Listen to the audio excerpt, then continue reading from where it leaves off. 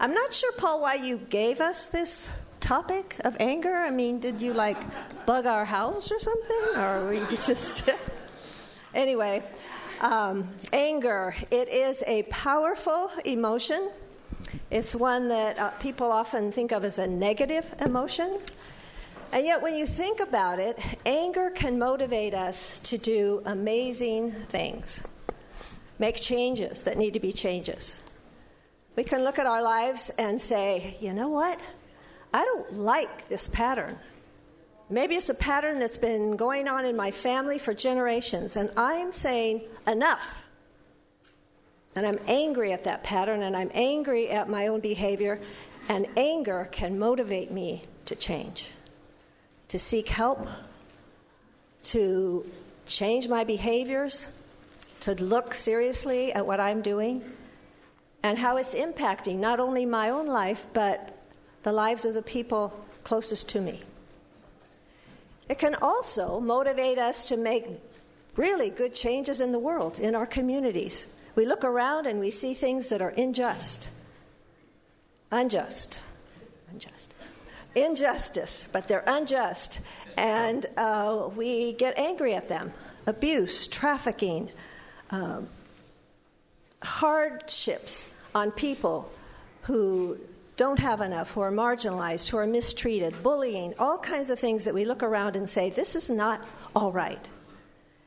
And people and organizations have risen up to really address those things. We have Samaritan's Purse, Feed the Hungry Children, World Vision, organizations like that. We have anti-trafficking communities and organizations. And basically, those are all motivated by the emotion anger, when we said this is enough.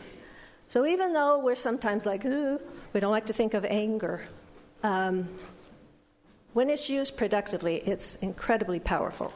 Of course, we know that it can also be used in a very destructive way. And there have been families who have been estranged and disengaged for years and generations. Sometimes they may not even remember why, but they're still not talking, and because someone was angry about something. Some of the things that we talked about that we see as unjust situations are caused by anger, where people are harmed and bullied, taken advantage of. And so we can use that anger that is a God-given emotion to take care of those things, but we can also use our anger in destructive ways. Destructive toward ourselves, destructive toward other people. We're going to be spending some time in, and you see in your handout, those of you who have it, I think we're getting more. We're going to be looking at Ephesians 4, because Paul has some very practical advice to give us in terms of how to be in relationship with one another.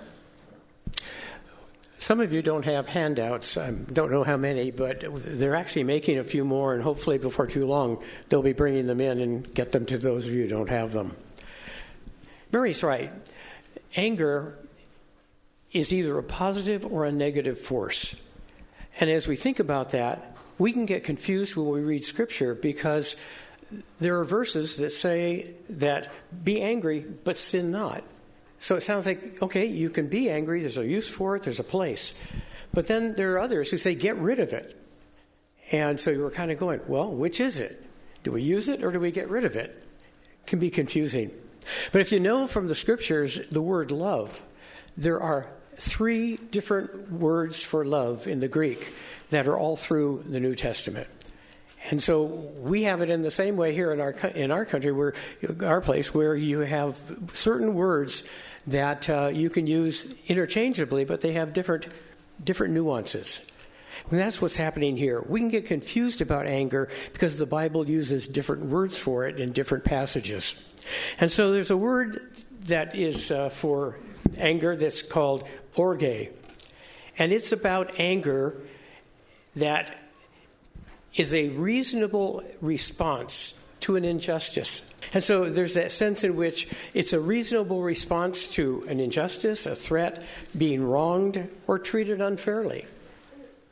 And we'll see a verse of Scripture. In fact, let's just read one right now.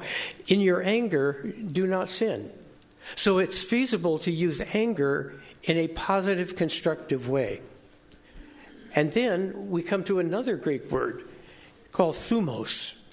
Thumos is in Ephesians 4:31. And listen to what Paul says there.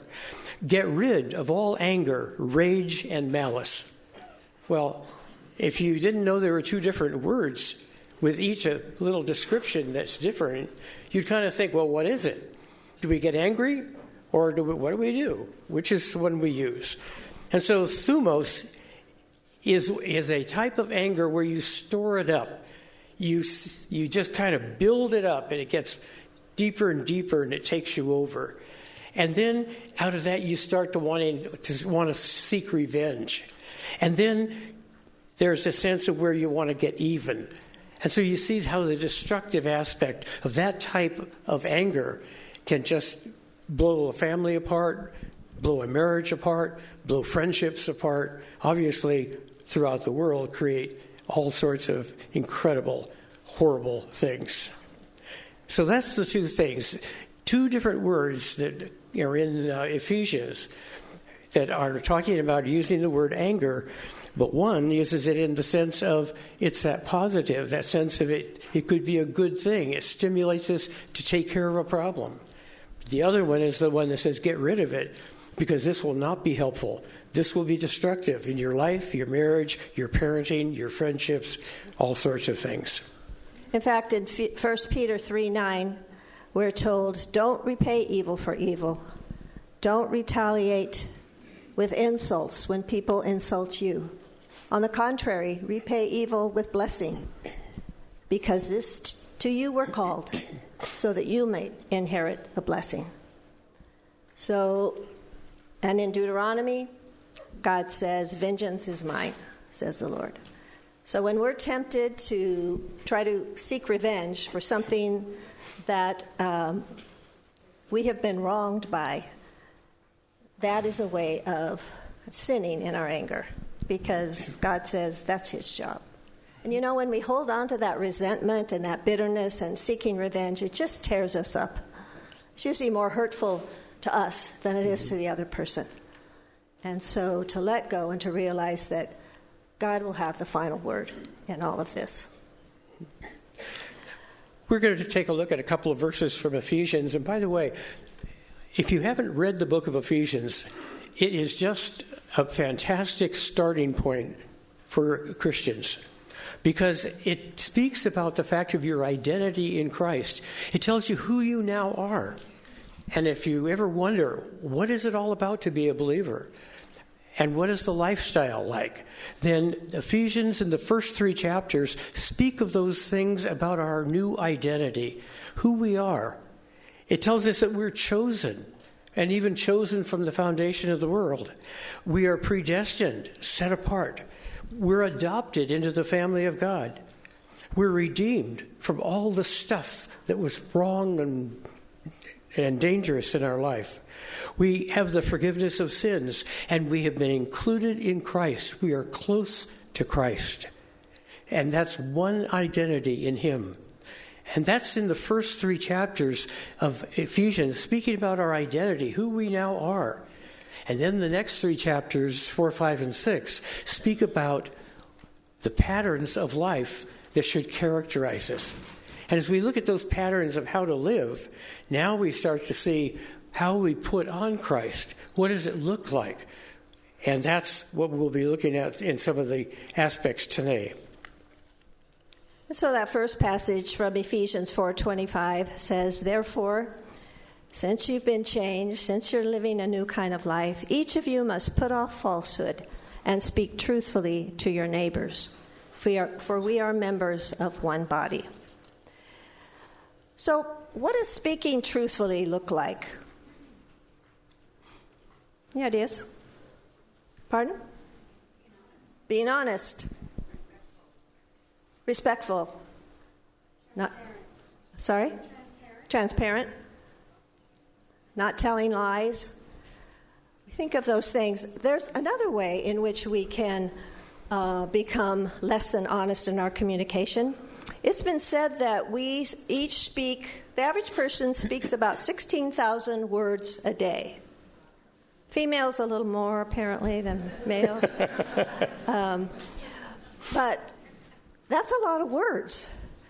That's a lot of time saying words. And some people have professions where that's what you do. You coin your words. You spend time on words. You form them and phrase them right. And yet, people who've studied the whole communication package say not that much is transferred through our words. In fact, some of you have probably heard those statistics. How much would you think of the communication package is really gotten across because of the words you use? 5%? Anyone else?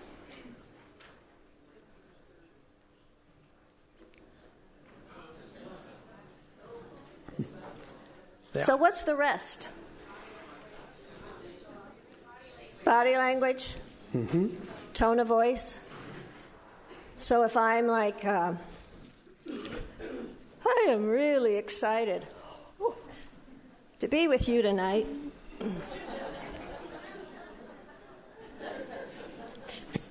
What? What'd I say? What'd you hear? What'd you read? Did I look excited?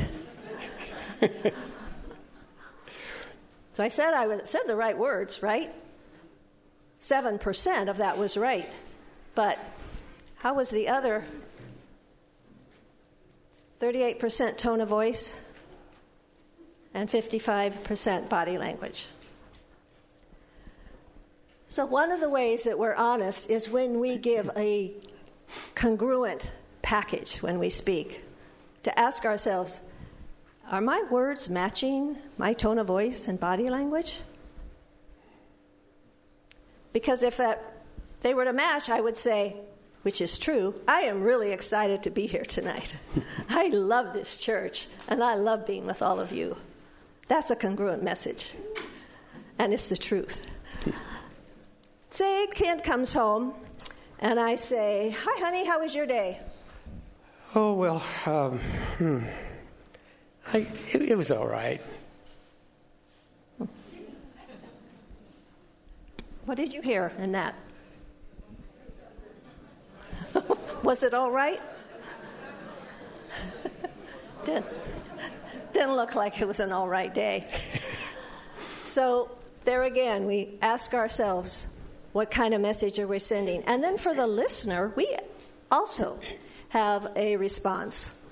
It's a very developed listening skill called behavior description. And we would say, I could either say to Ken, oh, good, I'm glad your day was okay, because let me tell you about mine. And I could ignore that 93%. Or I could say, oh, I hear you say you're okay, but you look kind of down. Want to talk about it? Yeah, maybe after dinner. That would be taking in the whole message, not ignoring 93% of what he told me. Yeah. You know, yesterday when you were talking to Becky on the phone, I had some things I told her I'd share with her, and I didn't get a chance because... Oh, I'm sorry. Scared me. I said I was sorry. What's the problem? Should you trust her? Is that an honest statement from her? No. No. But there are some other ways that she can make that an honest statement. I'm sorry. I didn't mean to upset you. Oh, thank you. And as a listener, Yeah. to the first one, you could use that behavior description, listening skill, that says, I hear you say you're sorry, but you seem kind of upset, and I'm confused. I actually found a cartoon about that. You're telling us you're miserable and that you hate your life, and you're sitting there wagging your tail. Frankly, I'm confused. That's dog therapy.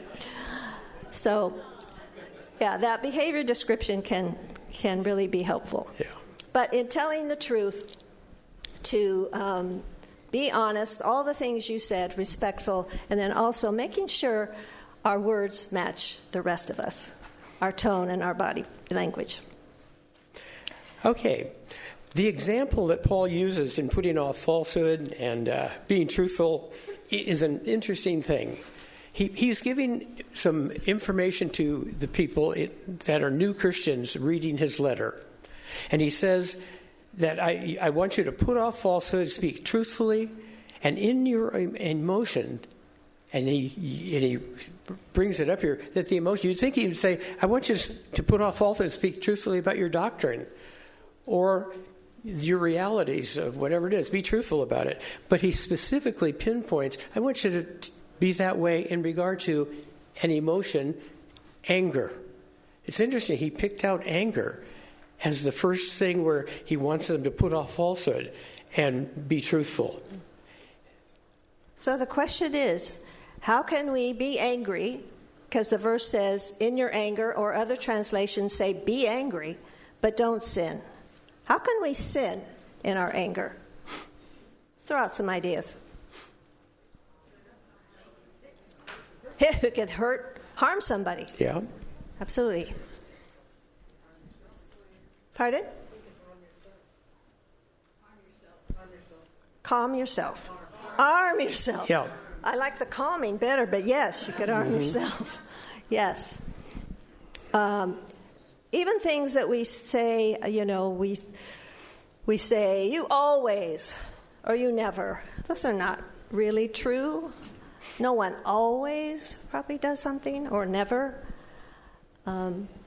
Ways that we are untrue in our anger.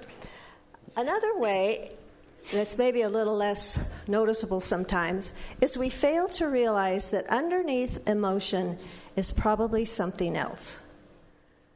Anger is very often a secondary emotion. And there are two emotions that tend to hide under anger. What do you think they are? Fear, hurt. Fear and hurt. And so let's just give you a little example of that. Say Ken and I go to see the cardiologist, and the doctor says to Ken, Ken, you're going to really have to start watching your diet because that cholesterol is really going up. So no more fatty foods. What? Cut down on all the butter and sour cream and stuff, and because this is serious. So we leave, and we go to dinner, and Ken orders a huge steak, big old baked potato, and he just slathers on the sour cream and butter and piles of butter on his bread. Do you have to tell them? And I say, what, are you crazy? Didn't you hear the doctor? You want to die? I'm angry, right? Yeah, I think so. What's under my anger? Fear. What am I afraid of? He'll die, and why do I care about that? I love him. Did that sound like love? A more honest response would be, I hear what the doctor said, and I see you eating the food, and I get so scared because I can't imagine my life without you. I don't want to lose you. Oh. We're going to kiss again. Honey, I'll be a vegan tomorrow. So we need to check when we're angry, what might be underneath that anger? Yeah. Maybe we're really afraid. And people aren't as defended against our fear and our hurt as they are against our anger. You come across somebody with anger and they immediately, we all want to defend. And so it doesn't go anywhere. But when we share our hurts, our fears, people are far more accepting and wanting to listen, and we can talk about it and move on. Yeah. Back when we were in the raising teenager years, Josh, our oldest, was taking the car and going to spend some time with some friends on an evening. It was raining, but once he got out of the house and headed out, the rain just came. It was like one of those atmospheric rivers, and it just came down, and it came down and down, and it just went on and on. And the time came that he was expected to be back, and he wasn't back. And an hour later, he still wasn't back. And I'm thinking, where is he? What's happened? Is there anything wrong? And I waited a little longer, and finally even longer. And here it is, 1 a.m. And I'm just going. By the way, this is pre-cell phone. Otherwise, I would have been on it. But it was the idea that I couldn't contact him. Didn't know where he was. We knew he had been with some friends who live up in the Santa Cruz mountain areas, even farther up than Mount Herman. And I just didn't know what to do, and I was panicked. By the way, usually in a marital situation with a teenager, one parent gets really stressed out. The other one goes to bed. You were worrying enough for both of us, Yeah, honey, I was. so I might as well sleep. Yeah, I was working for both of us that night. And I was upset because he normally would call us and let us know if there's a change. He would do that type of thing, and he'd keep good accounts with us. And this was just out of the norm. And so I'm thinking, there could really be a problem. Some of those roads washing out and catching a car in it, it would be a mess. And so it went on, and at 1 o'clock in the morning, I heard the old Toyota wagon come down the driveway. And I thought, that sense of relief that, it was just the greatest. It was an ugly car, but it was the greatest sound that I'd heard in a long time. And how do you think I greeted him at the door? Yeah. I didn't do a good job of it. And so he came in, and I hit him with a burst of You didn't hit him. my feelings. And he backed up and did the normal teenage thing of putting up a guard-all screen of some sort. And we tried to talk. It didn't work, and he went downstairs to his bedroom. And I'm there kind of going, I really blew it. And I didn't quite know what to do, but finally I sat down, got a pad of paper, and wrote a note to him and said, Josh, I hope you will forgive me for that outburst. It was just inappropriate. And I was scared stiff that something had really happened to you, and you are precious to me. And I was afraid that would be something just horrible to experience in our family. And at the same time, you've always kept close touch with us, letting us know of a change in that, and you didn't do that. And I felt hurt that you didn't follow through on that pattern that we'd developed. And so anyway, I took that little note, put it in, went downstairs and slipped it under his door. The lights were out. And went back up, and after a while, finally dropped off to sleep. The next morning when I got up, came out of the bedroom, and there up the staircase was a note. And it said, Dad, I never intended to make you feel scared for my welfare. And he just put it on the line. I never intended that. And I'm sorry that I hurt you by not communicating that. I'm hurt myself thinking that you were stressed because I didn't communicate. And then at the bottom of the letter said, can we have that conversation over again? And that was just an incredible healing experience for both of us. So a way that we can be honest in our anger is to look for what's underneath it. And sometimes that takes some digging. Sometimes it takes time out to think about it and then express what's really true for us to the other person. Conversations go much better when we do that. Anger is the emotion that often leads to conflict. And so we are going to be looking at 5 ways that we tend to deal with our anger or handle conflict in relationships or within ourselves. And so you have a grid there that I can probably show you here. All right, so you have this grid, and we're going to be looking at these 5 styles. We want to introduce these ways of approaching conflict. And as we describe each one, we'd like you to be kind of thinking, because we probably all use some of these, if not all of these, in different settings, but what's the one that you tend to use in your most emotionally close relationships? With a spouse, with a child, with a parent, with a sibling, with a close friend, a roommate, maybe someone at work, but the one that you tend to use most often.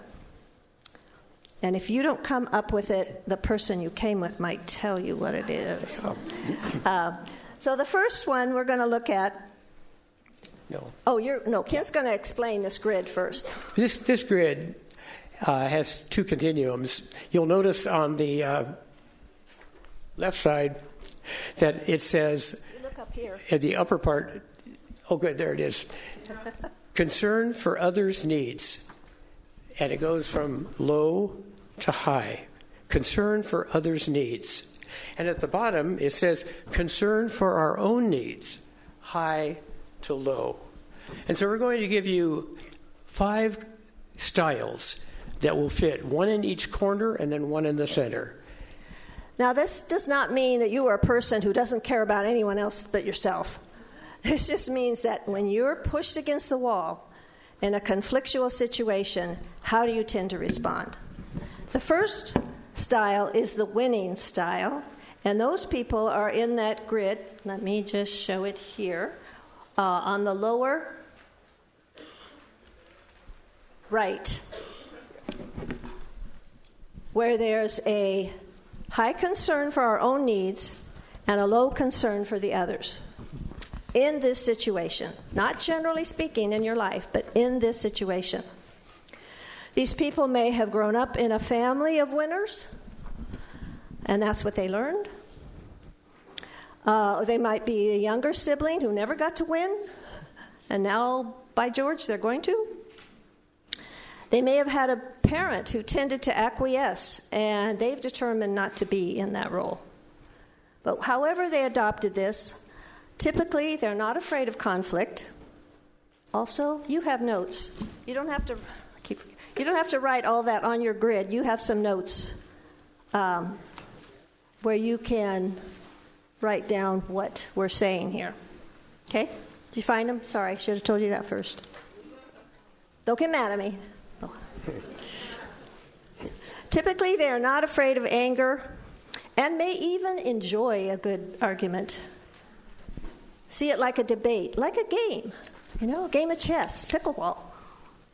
The goal is to win. That's what arguments are for. Sometimes they feel closer to a person who will engage them in an argument and don't understand why others don't want to do that. Not comfortable for others, maybe. They're often good with words and thinking on their feet. Some use logic and reason in their arguments. Others use emotion. Power is important to them. Power of their words, their voice, their ability to prove themselves right. For these people, the issues are usually quite clear. Someone's right, someone's wrong. Actually, I'm right, you're wrong. And it's my job to let you know what is right, because you're wrong. Yeah, I know this one real well. Conflict is like a game, like I said. What's the point otherwise if you're not supposed to win? And like a debate, you're set on coming out ahead. This is kind of the I'll get 'em style. And the end result is I win, you lose. Now we're going to see with each of these that there are some strengths. There are some times when it is important to win.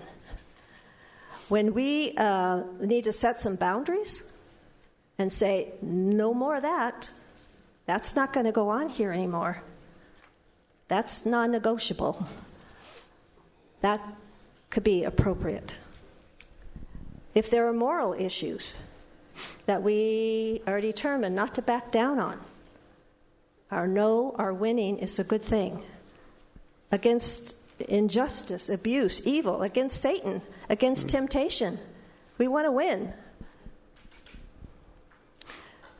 It may look strong, and yet often there could be insecurity underneath, and sort of this desire to save face and not look weak. And even though they sound and look very confident, and some are, very often there's a sense of insecurity underneath. And they can come out feeling like they've won the battle but lost the war. Because even though they won that match, maybe the overall game wasn't so good. They can hurt others and or scare them. So that's the winning style.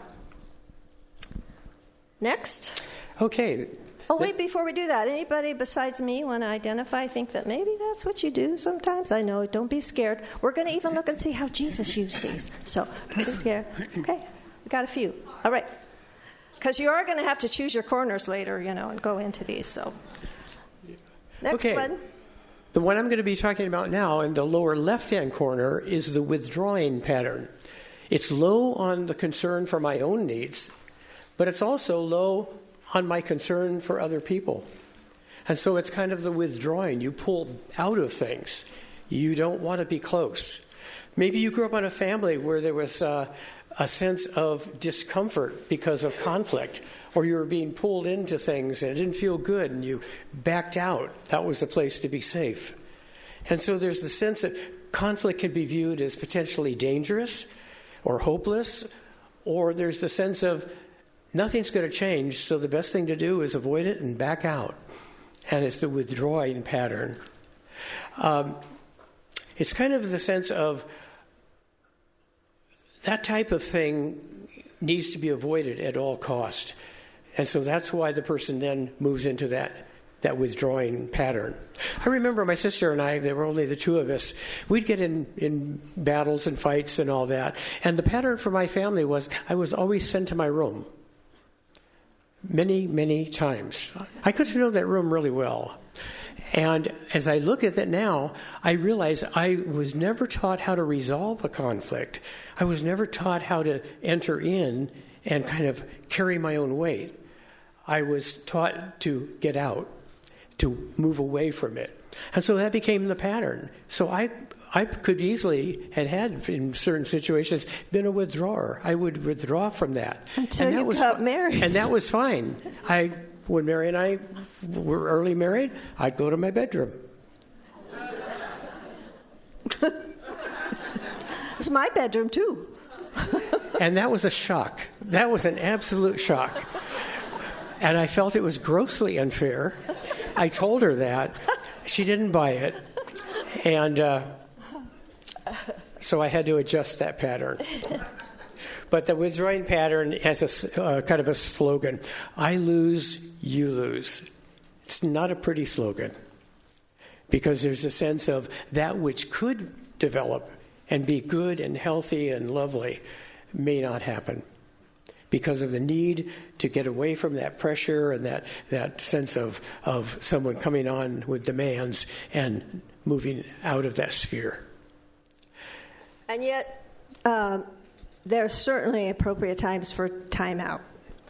Yeah. And that can be very helpful. It's just important to come back at some point.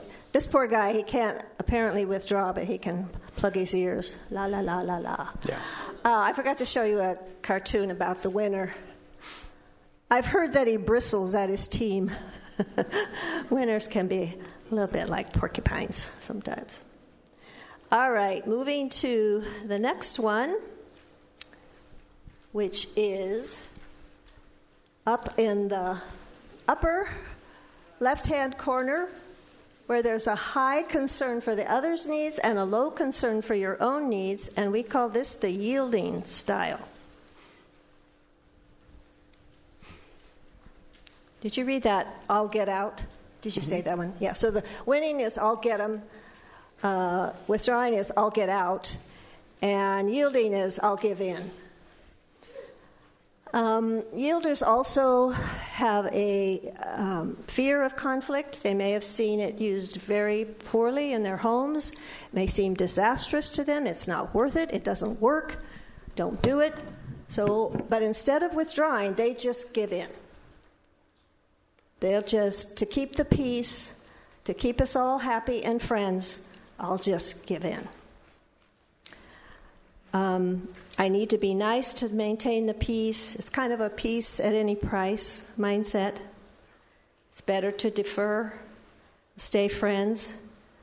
Now, this is often a good way to deal with conflict. If it really doesn't matter to you as much as it does the other person, of course, it's appropriate to give in. Or if you decide that you want to put the other's needs first in that situation, it's a great choice. But when you're the one who's always yielding, what can come up? Resentment. And you kind of become this, doormat. You can feel like you're taken advantage of. And you might be taken advantage of. People are like, oh, they don't care. They don't do anything. They just want to do what we want to do. Well, maybe. Maybe not. And so sometimes the more tense and uptight these people are on the inside, the more acquiescing they are on the outside. So the end result is you win, I lose. And in the process, you can lose yourself and really not even know what you want. I remember having a client in her 70s, and her mom had died when she was 9 years old. She took care of her father till he died and her little brothers. Then she had children, took care of them till they were grown and gone. And she said, my daughter asked me the other day, what do you want to do, Mom? And she said, I had no idea. He said, can you help me figure out what I want to do? That's how we can lose ourselves when we're constantly giving in. The goal is really not to get stuck in any of these styles. And we're going to talk more about that because each of these styles has a place. But when we're stuck, when we're always having to win, when we're always withdrawing, or when we're always, I just said you're not supposed to say always, but you know what I mean. Most all the time we're yielding, then we're stuck. It's kind of like you can predict how the argument's going to go. I'm going to do this, he's going to walk away, and that's how it'll stay.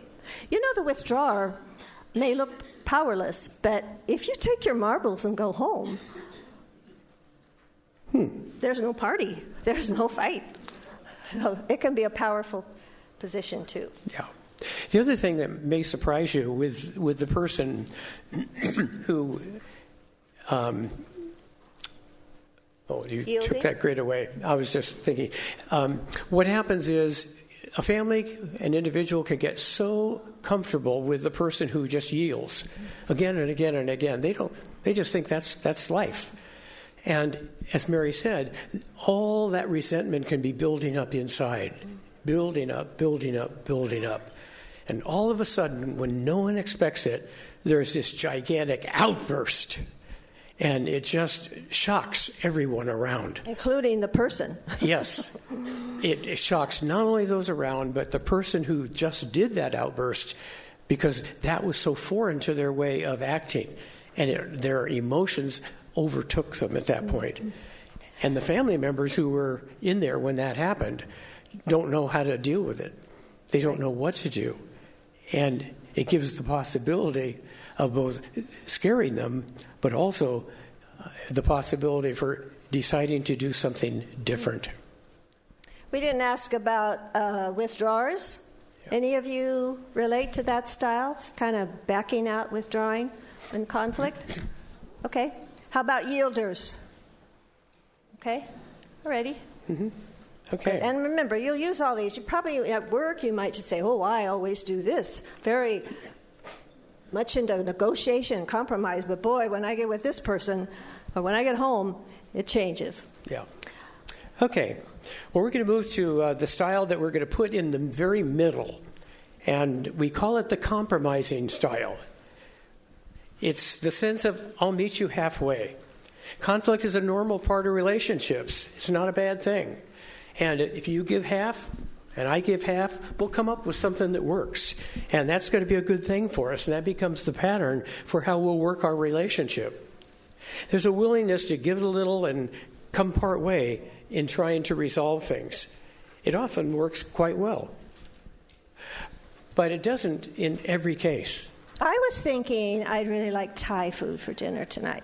Oh, really? Oh, yeah, that just sounds so good. Oh, I was set for Mexican. Oh. Well.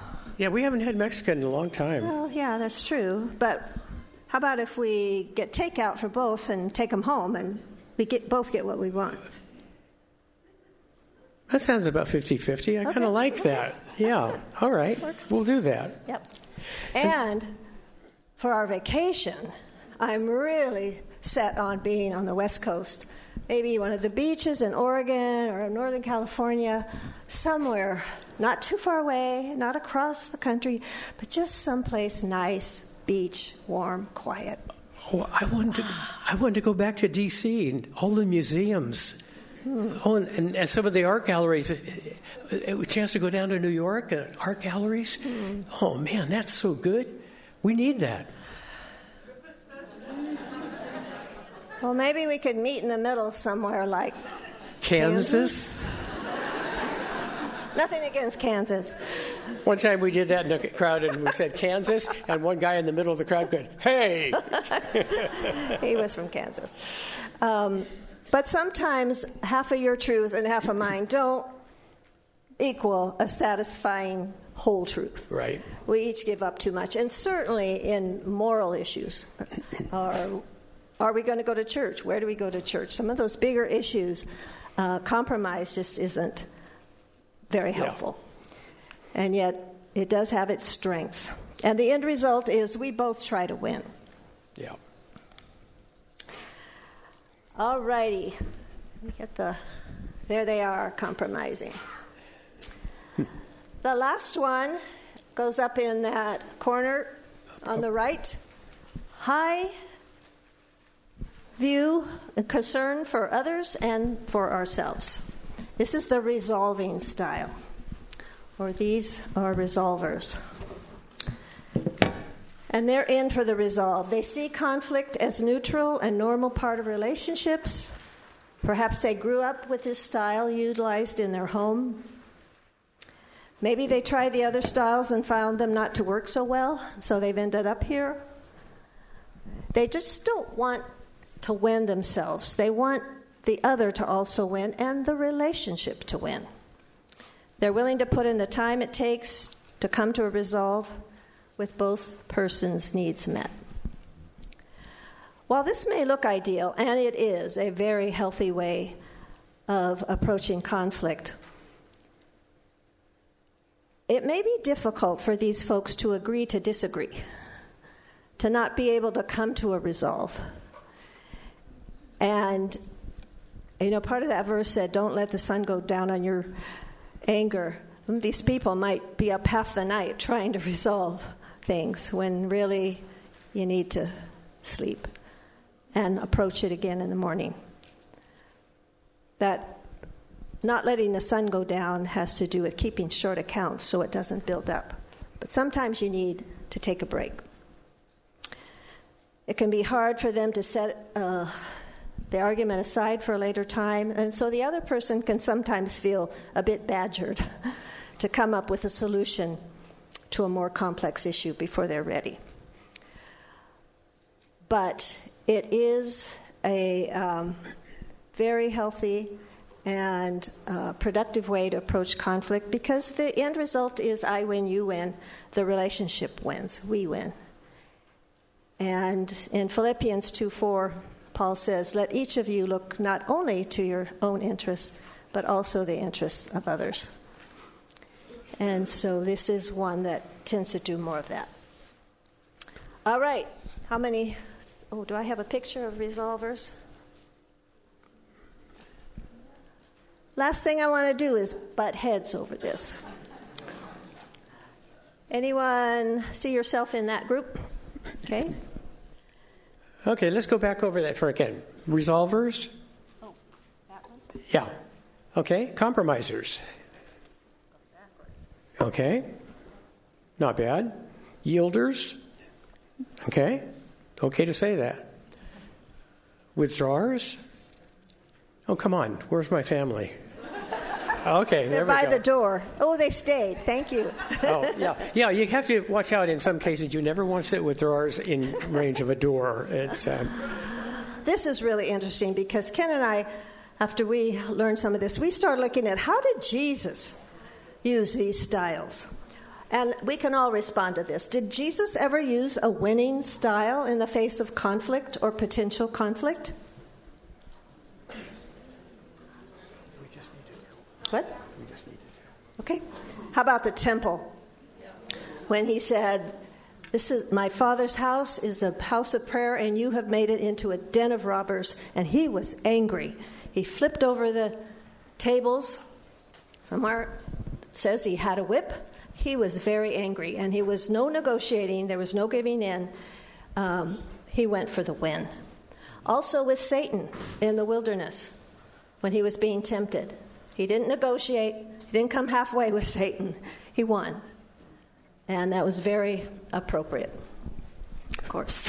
for Jesus using the withdrawing pattern, there was the case where the crowd was coming to stone him. They took up rocks to stone him, John 8:57, and he withdrew through the midst of them and disappeared.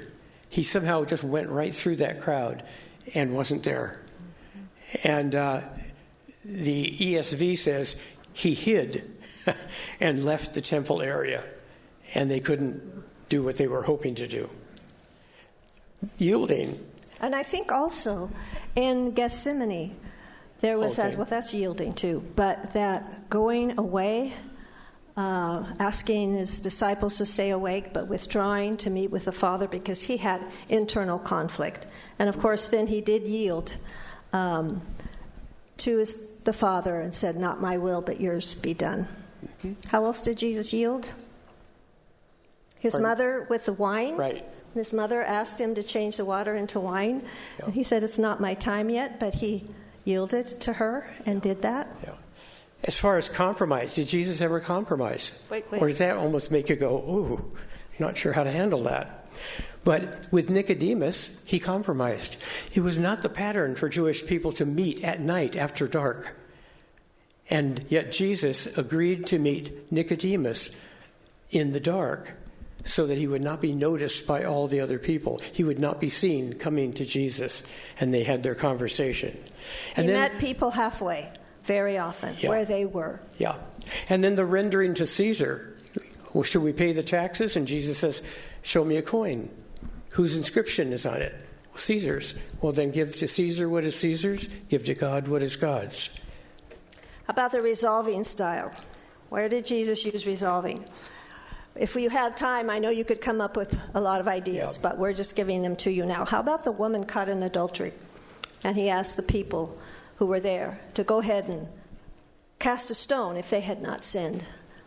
That was a resolve. Then he resolved it with her. "Neither do I condemn you. Go and sin no more." Yeah. Well, there's certainly a lot Oh, more that to... whole other idea, too, about who Which would one? sit on the kingdom, who would sit yeah. next to him. Yeah. And he said, "That's not for me to decide, but for the Lord, Yeah. for God."